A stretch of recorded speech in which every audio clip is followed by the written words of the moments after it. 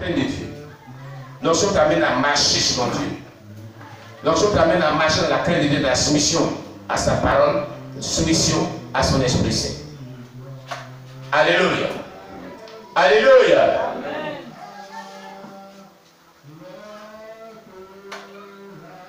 L'onction est précieuse et sainte. L'onction que Dieu met sur ses serviteurs est une marchandise précieuse. Comme peut le définir notre orateur. Raison pour laquelle Dieu exige une consécration du vase avant de la mettre sur eux. Vous comprenez? Avant que Dieu ne mette l'onction sur une personne, il exige de la personne qu'elle se consacre. Qu'elle se consacre. Alors, qu'est-ce que c'est que se consacrer? Pour recevoir l'onction. Pour que Dieu mette son onction en nous. Le mot consacrer, qu'est-ce que cela veut dire? C'est ce qu'il faut connaître d'abord. Pour que maintenant, l'ayant connu, si on veut que Dieu mette son onction sur nous, nous allons aller nous consacrer pour qu'il mette sa main puissante onction sur nos vies. Et dans nos vies. La consécration, qu'est-ce qu'elle est? La consécration, c'est le fait de se vouer à Dieu.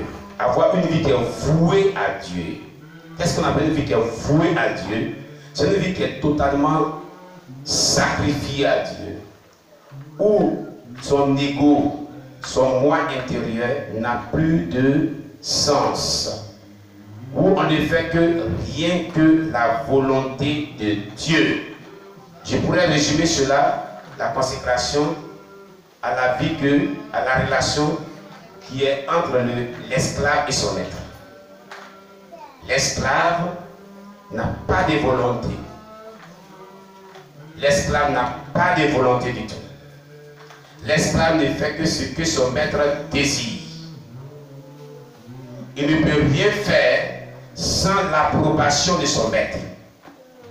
Sans avoir interrogé son maître et sans mettre en pratique ce que son maître va lui donner par la suite comme consigne.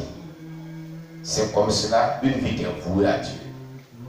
Si vous voulez que Dieu mette son onction dans votre vie et sur votre vie, si vous voulez être visité par une puissante onction qui va demeurer avec vous toujours, donnez-vous entièrement à Dieu, sans restriction. Abandonnez-vous entièrement à Dieu, sans restriction. Prenez l'engagement jour pour jour, nuit pour nuit, être toujours prêt à faire tout ce que Dieu vous recommande qui est dans la Bible et ce qu'il vous dira par son Esprit Saint. L'onction sera sur votre vie. Elle continuera à être sur votre vie. Elle va vous amener à croître dans la marche chrétienne. Elle va vous amener à être vraiment grand spirituellement.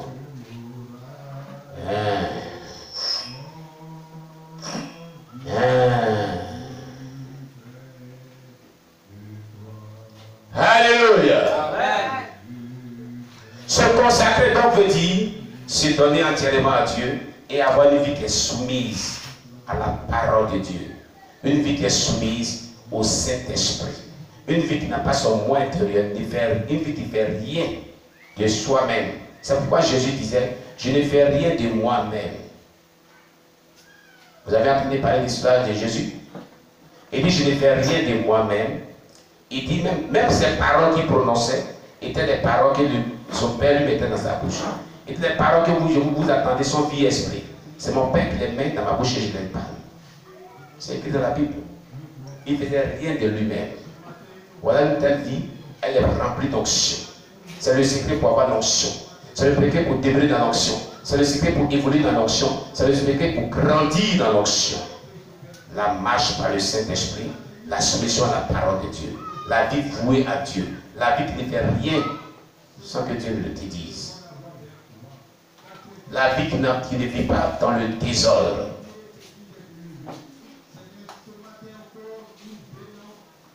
Mais les chrétiens qui n'ont pas l'onction sont exposés à Satan, sont exposés aux démons, sont exposés aux esprits impuits. Tu peux prier pendant des heures et peut ne pas même avoir une goutte d'onction.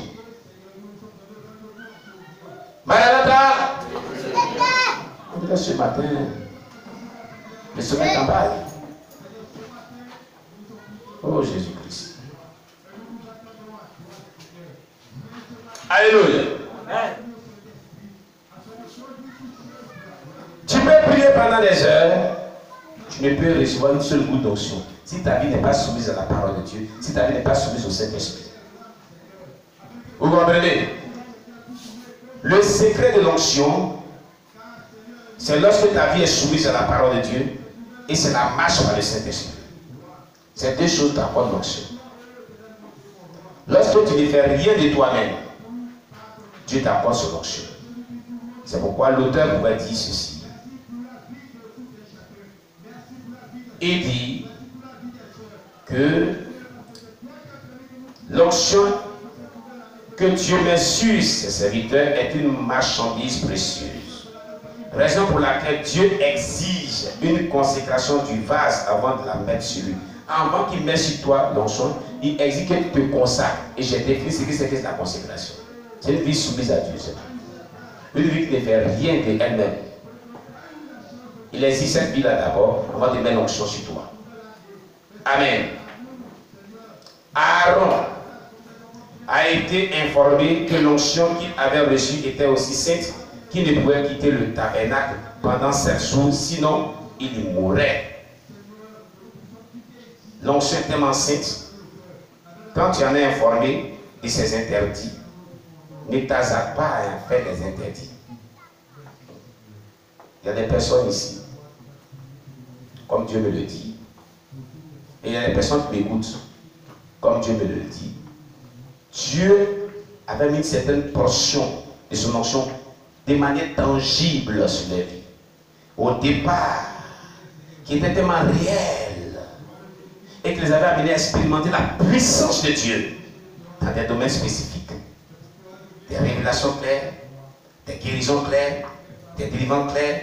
Il déclarait des paroles et ces paroles étaient accompagnées d'une certaine onction. Et lorsque les personnes recevaient ces paroles, l'onction les saisissait.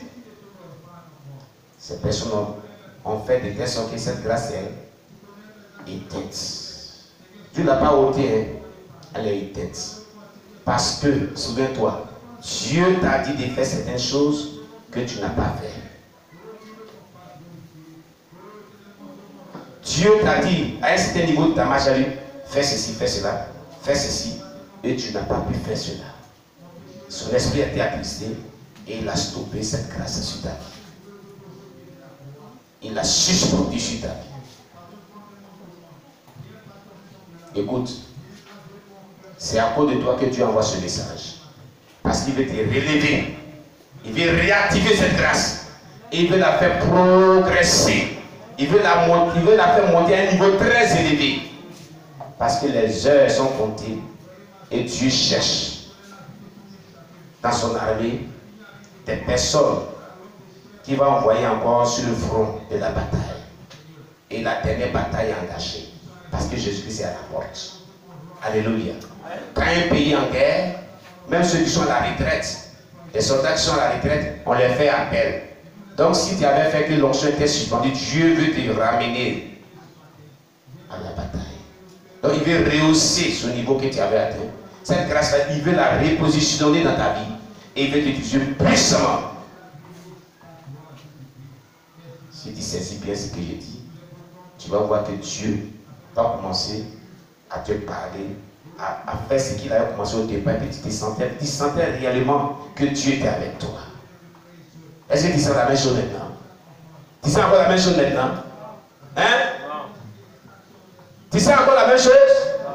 Dieu veut activer cela. Il veut l'activer. Alléluia. Et donc, Aaron était informé que l'onction qu'il avait reçue était aussi sainte qu'il ne pouvait quitter le tabernacle pendant 7 jours. Sinon, il mourrait. Lévitique chapitre 8, verset 33 à 35. On va lire dans Lévitique chapitre 8, verset 33 à 35. Lévitique chapitre 8, verset 33 à 35.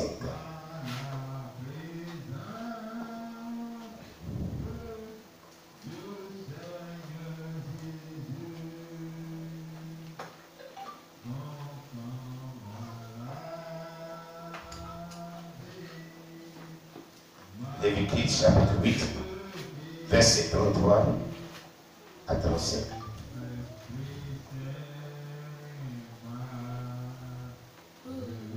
Voilà. Qu'est-ce qu'il a? Qu'est-ce qu'il a?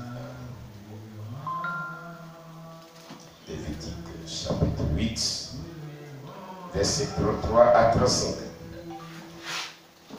Il a dit: pendant 7 jours, vous ne sortirez point de l'entrée de la tente d'assignation, jusqu'à ce que les jours de votre consécration soient accomplis. Car 7 jours seront employés à vous consacrer.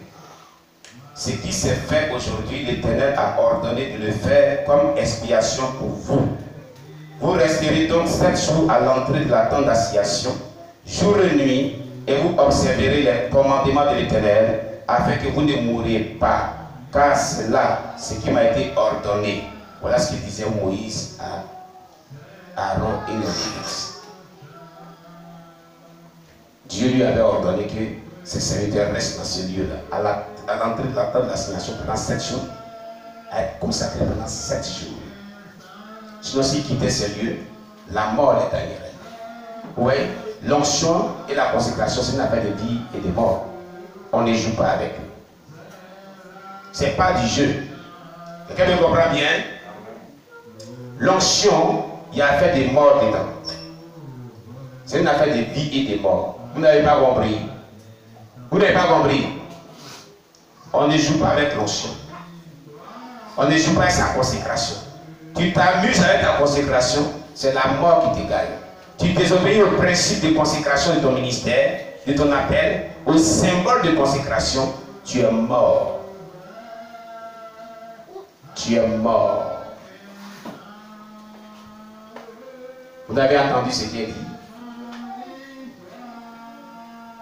7 jours étaient dans le lieu. Ils sont restés là pendant 7 jours. Rester en contact avec Dieu. Rester en communion avec Dieu. Pendant 7 jours. Et Moïse dit, c'est ce qui m'a été ordonné par Dieu. Dieu lui a dit, voilà, c'est un ordre. C'est un ordre, c'est impérial. Aaron et ses fils ne devaient pas désobéir à ce principe. Sinon, c'était la mort qui allait survenir, qui allait arriver dans la vie par la suite. Et lorsque tu ne te consacres pas comme Dieu le veut, c'est la mort qui vient. Comme on est au temps de la grâce, on n'est pas sous l'ancienne alliance, c'est la mort spirituelle qui te gagne d'abord. Quand vous avez désobéi au principe de consécration de votre vie spirituelle, la mort spirituelle a commencé à venir dans votre vie. C'est pour cela que vous n'avez pas ressenti l'onction comme elle était à un niveau très élevé. Elle s'est stoppée. La mort spirituelle a commencé à venir. Alléluia. Gloire à Jésus. Quand il y a un événement, quand il y a eu un événement malheureux dans sa famille, il ne lui a pas été permis de pleurer. Lévitique 10, verset 6. L'onction est sainte. Lévitique chapitre 10, verset 6. Lévitique chapitre 10, verset 6. Il a dit, quand il y a eu un événement malheureux dans sa famille, il ne lui est pas permis de pleurer. Lévitique 10, verset 6. L'onction est 16. Lévitique chapitre 10, verset 6. Il a dit, Moïse dit à Aaron et à Éléazar et à Itamar, fils d'Aaron, vous ne découvrirez point vos têtes et vous ne déchirez point vos vêtements, de peur que vous ne mouriez et que l'Éternel ne s'irrite contre toute l'assemblée. Laissez vos frères, toute la maison d'Israël, pleurer sur l'embrasement que l'Éternel a allumé. Quand il y avait 2 dans les familles, il a été interdit de pleurer aussi. Tellement que Dieu ne voulait pas ça. Il a été interdit de pleurer. Où est-ce que Dieu mettait comme symbole de consécration à observer obligatoirement? Sinon, c'était la mort qui les gagnait. Sous l'ancienne alliance, c'était terrible. Ton père, tu ne peux pas le pleurer. Ta tante meurt, tu ne peux pas aller au funérailles. Tu ne peux pas pleurer. Sinon tu meurs. Tu dois être joyeux. C'est ce que ça veut dire. Tu ne dois pas vraiment pleurer aussi. Vous n'avez pas compris cela? C'est pas écrit.